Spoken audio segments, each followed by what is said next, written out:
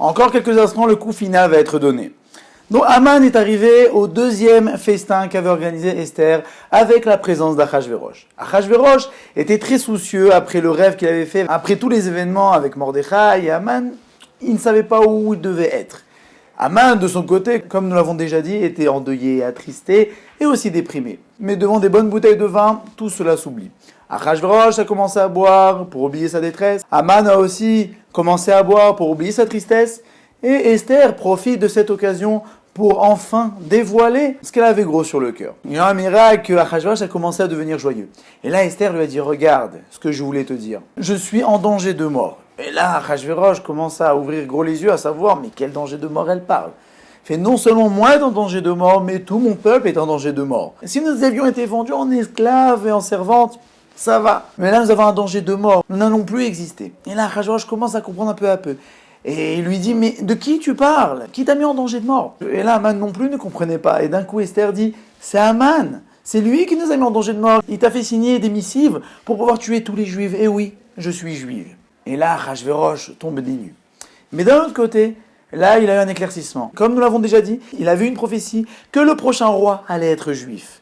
Et là, il vient de comprendre qu'en fait, le prochain roi sera son fils, qu'il aura avec Esther, Darius le deuxième. Et donc, du coup, sa haine des Juifs s'est évaporée. Et de l'autre côté, Aman est désemparé. Il voit qu'il ne sait plus quoi faire. D'un côté, d'essayer de convaincre Achashverosh, ça ne va servir à rien. Pourquoi? Puisqu'il y avait Esther qui se trouvait devant lui. Donc, descendre le peuple juif ne servirait à rien. Et s'il allait commencer à se défendre, à dire non, il ne voulait pas, que les Juifs ils sont très bien à Esther, il allait se trahir. Il avait fait un plaidoyer entier à Achashverosh pour dire que les Juifs ne servaient à rien et que c'est un peuple qu'il fallait mettre à mort. Donc, il ne pouvait plus rien dire. Et là, Achashverosh a dit, un instant, je vais prendre l'air dehors. Achashverosh partit dehors, et Akadosh Baruch Hu a fait un miracle, qui voit dehors les 10 fils d'Aman qui sont en train d'abattre les arbres de son jardin. Et là, Achashverosh lui dit, mais qu'est-ce que vous faites? Il dit, notre père, il nous a dit d'abattre les arbres pour pouvoir faire des potences, pour pouvoir pendre les Juifs. Et là, Achashverosh s'énerve encore plus contre Aman. Et la question se pose, comment cela se fait-il qu'Akadosh Baruch Hu fait un si gros mensonge? Il faut savoir que Dieu punit mida keneged mida, mesure pour mesure. Aman a vécu avec le mensonge, donc il va être puni aussi par un mensonge. Et à ce moment-là, lorsqu'Achashverosh est dehors, Aman essaye à tout prix de demander la clémence de Esther. Et l'ange Gabriel l'a jeté sur le lit d'Esther. D'après certains, il s'est jeté en pleine conscience avec Esther, puisqu'il a vu que la roue avait tourné, il voulait emporter Esther avec lui et faire croire que Esther et Aman avaient une histoire entre eux, et afin de faire que Esther aussi périsse avec lui.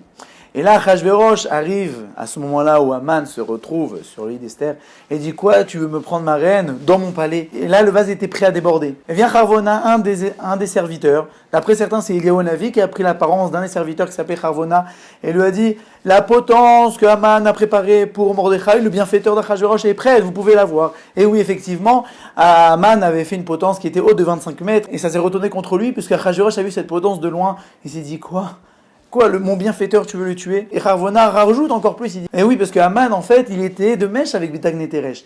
Et là, ça, c'était la goutte qui a fait déborder le vase. Si bien que Achashverosh a ordonné tout de suite de pendre Aman. Et Achashverosh prit cette décision tout seul, comme nous l'avons déjà dit au début. Grâce à Aman, Achashverosh n'a plus besoin de réunir son conseil pour prendre des décisions de vie ou de mort. Et ça s'est retourné contre lui, puisque Achashverosh a décidé avec cette colère-là de mettre à mort Aman sans aucun préavis. Et il a été pendu le 16 Nissan. Si bien que le Mishnah Berurah dans les halachot de Pessah dit que certains ont l'habitude de faire pendant le deuxième jour de Pessah quelque chose de spécial lors du repas afin de se remémorer la Séouda d'Esther par laquelle a été pendu Aman. Et d'après certains, il est resté pendu jusqu'au 13 Adar. Pourquoi? Pour que tout le monde voit que Aman était pendu et pour espérer que les gens comprennent que les missiles qu'avait envoyé Aman étaient annulés.